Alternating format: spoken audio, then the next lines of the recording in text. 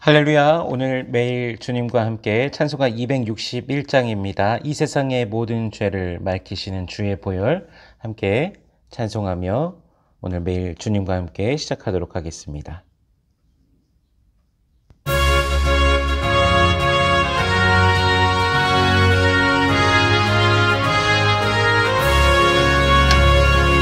이 세상의 모든 죄를 밝히시는 주의 보혈,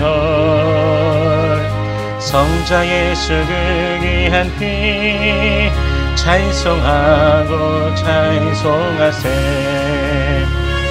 주님 앞을 멀리 떠나 길을 잃고 헤맬 때에 나의 길을 따라오사 친히 구원하셨도다. 이는 뭐다노 이는 뭐다노 주의 일리신 무혈로 희게 씻어주옵소서. 다시관을 쓰셨으니 피로 얼굴 물으셨고 십자가에 묻힌 것도 나를 위해 당하셨네. 말로 형용할 수 없는 구세주의 구속하신 그네와 크신 사랑 찬송하고 찬송하세. 이는 뭐다노 이는 뭐다노 주의 일리신 무혈로 희게 씻어주옵소서. 아버지를 멀리 떠나 바른 길을 저버리고 여러가지 죄악으로 주홍같이 되었으니 물같은 것 가지고는 씻을 수가 주었네. 주여 귀한 몸의 피로 날 정결케 하옵소서. 이는 뭐다노 이는 뭐다노 주의 일리신 무혈로 희게 씻어주옵소서.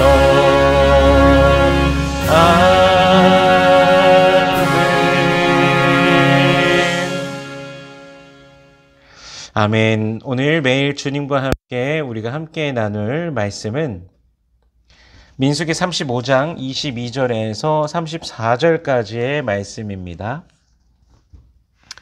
봉독은 22절에서 28절까지의 말씀을 봉독하겠습니다.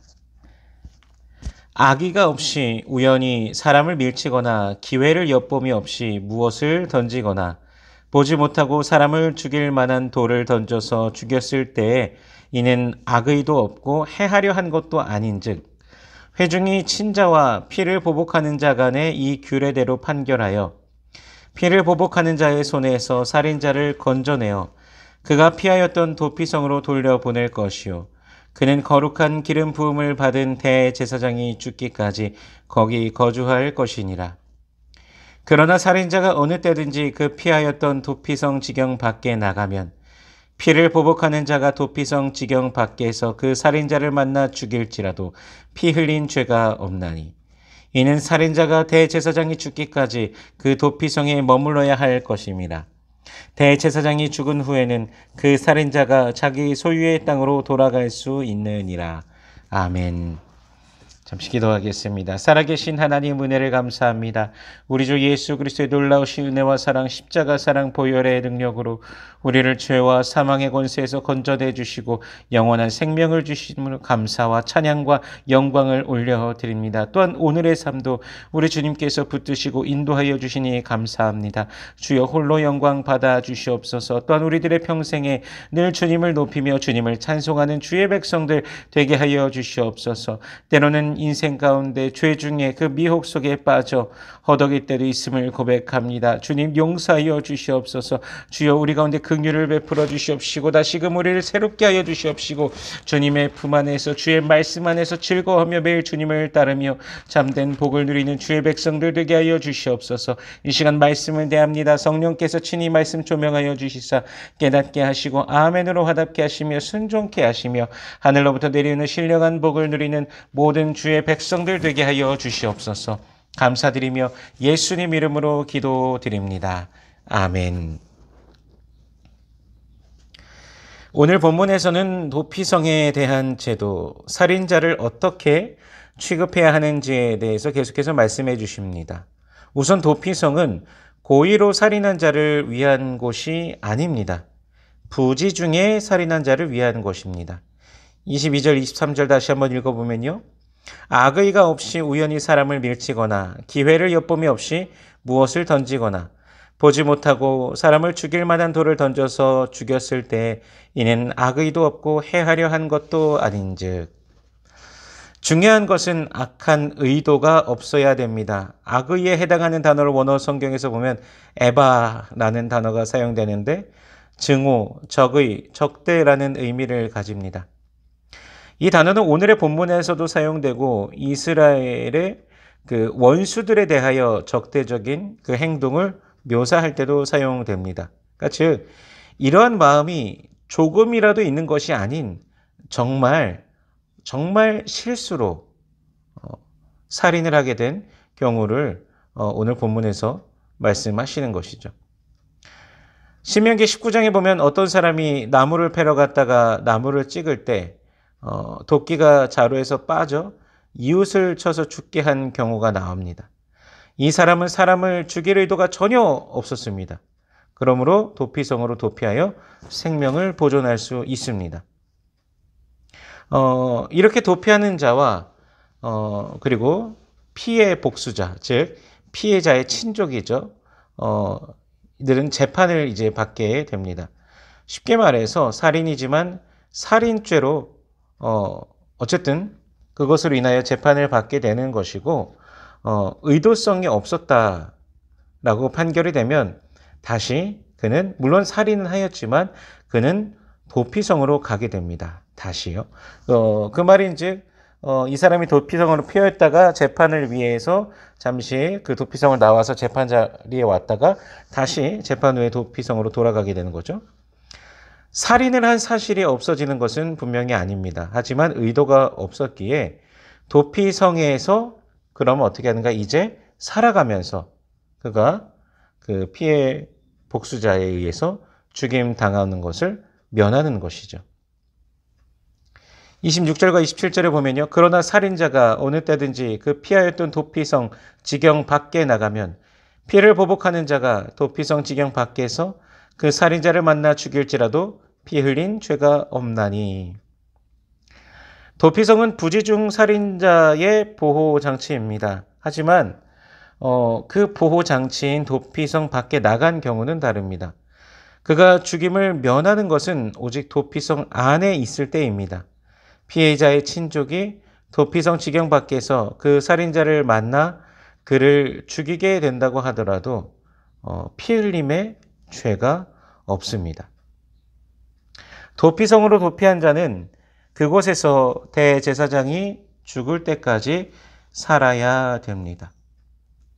28절 말씀에요. 이는 살인자가 대제사장이 죽기까지 그 도피성에 머물러야 할 것임이라. 대제사장이 죽은 후에는 그 살인자가 자기 소유의 땅으로 돌아갈 수 있느니라. 살인이라는 분명한 행위를 한 것만은 사실이지만 고의성이 없기 때문에 이제 제약을 주는 것이죠. 분명히 책임을 지되 도피성에서의 격리로 그가 책임을 지는 것이고 이것으로 그는 살 수 있는 것입니다. 그리고 대제사장이 죽고 새로운 대제사장이 이제 등장하면은 이제 쉽게 생각하면은 새로운 시대가 시작됐다라고 간주하면서 이제 그의 책임이 해소가 되는 것이죠. 30절 말씀에요. 사람을 죽인 모든 자, 곧 살인한 자는 증인들의 말을 따라서 죽일 것이나 한 증인의 증거만 따라서 죽이지 말 것이요. 재판에서의 중요한 조건 중에 하나는 증인들의 말입니다. 그러나 한 명의 증인의 말로 재판을 결정할 수는 없습니다. 신명기 17장 6절과 19장 15절에서도 두 사람 또는 세 사람의 증언이 필요하다라고 말씀하고 계시죠. 재판정에서의 공정함은 이제 사회의 질서와 연결이 되기 때문에 하나님께서 최소 두세 사람의 그 증언을 듣도록 그렇게 요구하고 계시는 것입니다. 31절과 32절 말씀에 보면요. 고의로 살인죄를 범한 살인자는 생명의 속전을 받지 말고 반드시 죽일 것이며 또 도피성에 피한 자는 대제사장이 죽기 전에는 속전을 받고 그의 땅으로 돌아가 거주하게 하지 말 것이니라. 고의로 살인한 자는 대가를 치를 값이 없습니다. 반드시 죽여야 됩니다. 도피성으로 피한 부지중에 살인한 자, 그 살인자는 어떨까요? 그도 역시 속전할 수 없습니다. 대제사장이 죽을 때까지 그곳에 있어야 됩니다. 자신의 죽음이든 대제사장의 죽음이든 즉 생명은 생명으로만 속전할 수 있다라는 것이 되는 것이죠. 33절과 34절 말씀을 보면요. 너희는 너희가 거주하는 땅을 더럽히지 말라. 피는 땅을 더럽히나니 피 흘림을 받은 땅은 그 피를 흘리게 한 자의 피가 아니면 속함을 받을 수 없느니라. 너희는 너희가 거주하는 땅, 곧 내가 거주하는 땅을 더럽히지 말라. 나 여호와는 이스라엘 자손 중에 있음이니라. 아멘. 피 흘림으로 발생하는 땅의 부정을 고의 살인이라면 반드시 그 생명으로 대가를 치러야 하는 것이고 부지중의 살인은 도피성으로 도피하여 땅의 부정을 막는 것입니다. 그러니까 바로 이스라엘이 살아가는 땅에 여호와께서 계시기 때문에 이스라엘의 땅은 부정해서는 안 되는 것입니다. 오늘 본문은 더욱더 예수님이 많이 생각나는 부분입니다. 어떠한 형태로도 하나님 앞에서 죄인인 우리가 그 하나님의 진노를 피할 수 있는 유일한 길은 바로 예수 그리스도라는 것입니다. 예수께서 우리 죄를 대신한 형벌을 받으시사 우리를 자유케 하신 그 은혜, 바로 우리에게 그 은혜가 있다라는 사실을 오늘 더욱더 이 본문을 통해서 생각해 보게 됩니다. 예수를 거부한 자들에게는 그 위에 진노가 머물러 있습니다. 그러나 그리스도 예수 안에 있는 자들에게는 은혜와 사랑이 그리스도로 말미암아 우리 하나님의 그 사랑이 그 은혜가 머물러 있는 것입니다. 예수 믿은 자들에게는 결코 정죄함이 없으니 그리스도 예수 안에 있는 생명의 성령의 법이 죄와 사망의 법에서 우리를 해방하셨습니다. 그러므로 죽음에서 생명으로 우리를 건져내 주신 그 은혜를 노래하는 우리가 되기를 소원합니다. 예수를 만남으로 우리의 신분이 완전히 변화되었음을, 죄인이 의인이 되었음을 고백하며 감사하며 우리 주님 앞에 영광 올려드리는 모든 권속들 되시길 축복합니다. 오늘도 그 은혜가 내 안에 있다는 사실을 고백하면서 더욱더 감사하며 더욱더 기뻐하며 주께서 주시는 복을 누리는 이 하루가 되시길 주 예수 그리스도의 이름으로 축원합니다. 기도하겠습니다. 살아계신 하나님 은혜를 감사합니다. 우리 주 예수 그리스도로 말미암는 그 은혜와 사랑, 우리에게 충만하게 부어주시는 그 놀라우신 사랑으로 인하여 감사와 찬양과 영광을 올려드립니다. 우리를 구원하신 그 은혜, 우리를 대신하여 십자가에 못 박혀 죽으신 그 은혜, 아버지 그 은혜를 생각할 때마다 우리가 더욱더 감사하게 됩니다. 더욱더 감사하며 주님을 높이는 주의 백성들 되게 하여 주시옵소서. 주님, 당신의 사랑하는 백성들이 난 매일의 삶 속에서 더욱더 주님을 노래하며 찬양하는 우리가 되게 하옵소서. 우리 마음의 묵상과 우리들의 입술의 고백이 날마다 주님께 연락되는 아름다운 고백이 되게 하여 주시옵소서. 기도의 제목들이 있습니다. 우리 주님께서 응답하여 주시옵소서. 그 간절한 부르짖음 가운데 주께서 역사하여 주시옵소서. 난 육신의 연약한 자들이 있습니다. 주여 치료하여 주시옵소서.